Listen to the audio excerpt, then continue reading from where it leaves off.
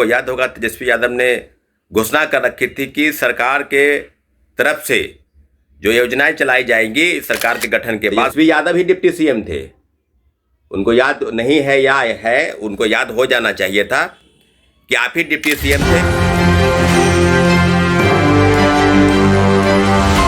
नमस्कार, मैं हूं फरीदा गजल और आप देख रहे हैं एक न्यूज़ 24। बता दें कि बिहार की सियासत में अब एक नया सवाल गूंज रहा है कि आखिर 1,20,000 पदों की बहाली कौन करेगा। तेजस्वी यादव या नीतीश कुमार? छात्र युवाओं के बीच यह मुद्दा तेजी से गर्म भी हो रहा है। पटना के छात्र नेता सौरव कुमार ने कहा है कि काश तेजस्वी यादव ये मुद्दा 10 दिन पहले उठाते, अब बहुत देर हो चुकी है। तो आइए आपको सौरव कुमार का ये पूरा बयान सुनाते हैं। नमस्कार, नमस्ते, जय हिंद साथियों। निश्चित रूप से जितने भी अभ्यर्थी हैं जो बिहार विधानसभा चुनाव में वोटिंग करने जा रहे हैं, उनके लिए उपापोह की स्थिति लगातार बनी है कि किसको वोट करें।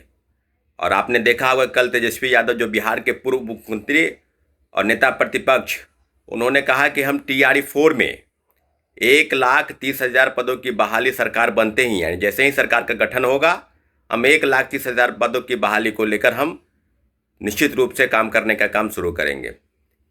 तो अब सवाल सीधे उठता है कि क्या इसके पहले आपको याद होगा तेजस्वी यादव ने घोषणा कर रखी थी कि सरकार के तरफ से जो योजनाएं चलाई जाएंगी सरकार के गठन के बाद, उसमें प्रत्येक घर से एक सरकारी नौकरी देने का वादा उन्होंने किया था।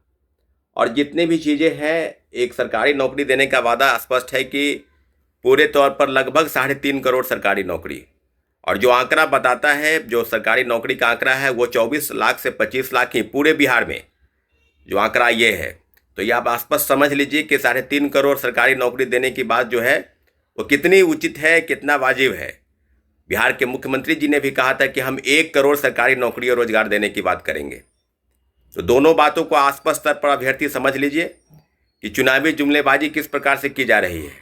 और रहा सवाल तेजस्वी यादव का कल के घोषणा, अगर ये बात बिल्कुल उस तरह से है तो मैं स्पष्ट बता दूं कि इसके पहले 2020 के विधानसभा चुनाव में तेजस्वी यादव ने स्पष्ट कहा था कि बिहार में सबसे पहले अगर सरकार मेरी बनती है तो पहली कैबिनेट की पहली बैठक से 10 लाख सरकारी नौकरी, और दूसरा जो डोमिसाइल है, बिहार के नागरिकों को, बिहार के लोगों को डोमिसाइल नीति के तहत नौकरी मिलेगी। और हुआ क्या आपको पता है सब। 1 जुलाई 2023 तेजस्वी यादव ही डिप्टी सीएम थे, उनको याद नहीं है या है, उनको याद हो जाना चाहिए था कि आप ही डिप्टी सीएम थे। और मुख्यमंत्री जी ने फैसला किया कि बिहार में डोमिसाइल नीति जो है वो हट जाएगी, यानी सभी राज्यों को मौका मिलेगा बिहार में नौकरी करने का, और बिहार के लोगों को कटोरा लेकर भीख मांगने की जरूरत जो नौबत आ पड़ी, क्योंकि तीनों फेज की बहाली खत्म हो गई। कभी 1,20,000, कभी 1 लाख, कभी 80,000 पदों की बहाली हुई और उसमें डोमिसाइल नीति नहीं था। तो आप स्पष्ट समझ लीजिए कि क्या वजह रही है, क्या वजह थी। तो शायद एक को लग रहा होगा कि प्रधानमंत्री पद के कैंडिडेट हम बन जाएं, PM बन जाए। दूसरे को लग रहा था कि मुख्यमंत्री बन जाए, चाचा उधर PM तो हम यहाँ CM की गद्दी पर आसीन हो जाएं। और रहा सवाल कि जिस प्रकार से लगातार प्रोटेस्ट चल रहा था, अभी हाल में ही उन्होंने इस बात का भी जिक्र किया ट्वीट में। और ट्वीट को लेकर कोई विशेष ट्वीट, अगर आपके में ट्वीट आप अगर ट्वीट करते हैं और अभ्यर्थी आपके ट्वीट पर बहुत भरोसा करते हैं, तो आपने उस समय ट्वीट क्यों नहीं किया जब अभ्यर्थियों के ऊपर लाठीचार्ज हो रहा था, जब लगातार पेपर लीक धांधली सेटिंग इस प्रदेश में चल रहा था। और आप एक ही चीज़ कहते हैं कि 17 साल के शासनकाल में हमने काफ़ी नौकरियों का आह्वान किया, सरकार से करवाया, निकलवाया, सब चीज़ आपके वजह से ही हुआ। तो मैं वही बात बता दूं कि दोनों विषय पर तेजस्वी यादव कोई विशेष स्टैंड नहीं ले पाए। उस समय भी तो स्टैंड लेते कि अगर डोमिसाइल नीति अगर लागू रहती तो बिहार के प्रत्येक घर से, जो आज आपने वादा किया, ट्वीट किया, तो ट्वीट से नहीं चलेगा। चाहे किसी की भी सरकार हो, महागठबंधन की सरकार हो या NDA की सरकार हो, सीधे तौर पर घोषणा पत्र में लिखित देना होगा। घोषणा पत्र में उनको प्रमुखता से जगह देनी होगी कि ये जो खेल चल रहा है, पेपर लीक, धांधली सेटिंग, लाठीचार्ज, अभ्यर्थी जब सड़क पर उतरते हैं तो फर्जी FIR, छात्रों की गिरफ्तारी, डिटेंशन, उनको दौरा कर पीटना, ये कौन सी सरकार है, ये कौन सी व्यवस्था है, ये कौन सी सरकार है जिसको ख़त्म करेगी। तो इस बात को लेकर लड़ाई है। और हाँ, बात तेजस्वी यादव कल मिल रहे थे अभ्यर्थियों से भी, तो TRE 4 की लड़ाई तो पहले से चल रही है। और 1,20,000 पद की बात को लेकर उन्होंने कहा कि 1,30,000 पद की बहाली निकालेंगे।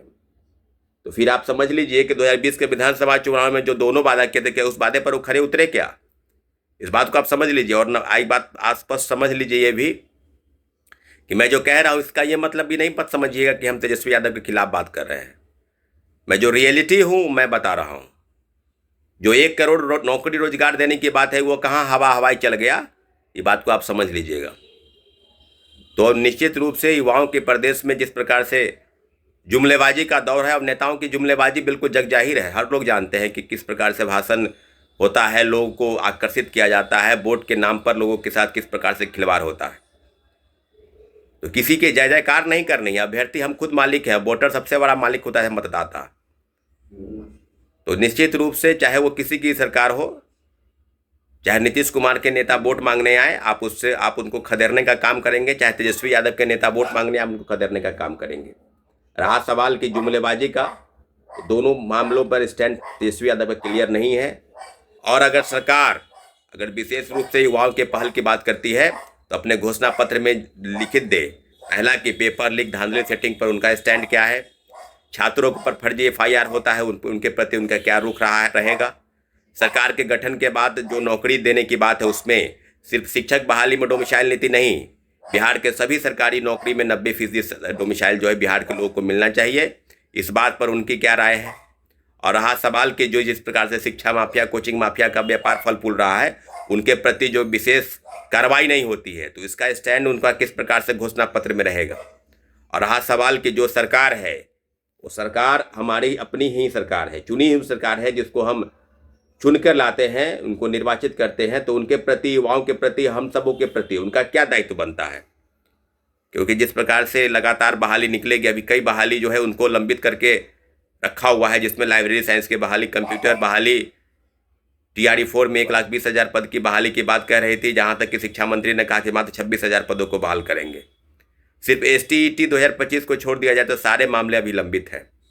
तो निश्चित रूप से चाहे वो तेजस्वी यादव की सरकार हो, चाहे वो नीतीश कुमार की गवर्नमेंट हो, दोनों ने विशेष तौर पर छात्रों के लिए कोई विशेष काम नहीं किया है। हाँ, ये बात सही है कि सरकारी नौकरी के आंकड़े में अगर बात की जाए तो बिहार सरकार ने देश के तमाम राज्यों से ज़्यादा नौकरी दी है, चाहे वो शिक्षक बहाली हो, विशेष तौर पर शिक्षक बहाली की तीनों फेज की बहाली में काफ़ी लोगों को नौकरी मिली। परंतु अगर डोमिसाइल नीति लागू रहता तो वो नौकरी का आंकड़ा सिर्फ बिहार के लोगों को निश्चित रूप से फायदा होता, या कहीं ना कहीं खामियाजा उनको भुगतना पड़ा है। और जब सारी बहाली खत्म हो गई, जब उनकी कुर्सी फंस गई, तो डोमिसाइल सिर्फ शिक्षक बहाली में लागू करके वो क्या साबित करना चाहते हैं, इस बात को आप भली भांति समझ रहे हैं। और साथियों, और निश्चित रूप से सभी अपने बुद्धि विवेक से काम करेंगे। और जिस प्रकार से वोटिंग होता है, तो किसको वोट करना है, किसको नहीं करना है, ये बात भली भांति आप जानते हैं। और निश्चित रूप से हम उसी सब योजनाओं पर हम लोग काम करेंगे। साथियों, बहुत बहुत धन्यवाद। जैसा आपने सुना वैसा ही देखिए कि अब देखना दिलचस्प होगा कि रोजगार की इस बहस में कौन बाजी मारेगा, सत्ता में बैठे नीतीश कुमार या विपक्ष में सक्रिय तेजस्वी यादव। बाकी ऐसी खबरों के लिए देखते रहिए एक न्यूज़ 24। हर खबर सबसे पहले, सबसे सटीक। वीडियो को लाइक करें, शेयर करें, चैनल को सब्सक्राइब करना ना भूलें। धन्यवाद।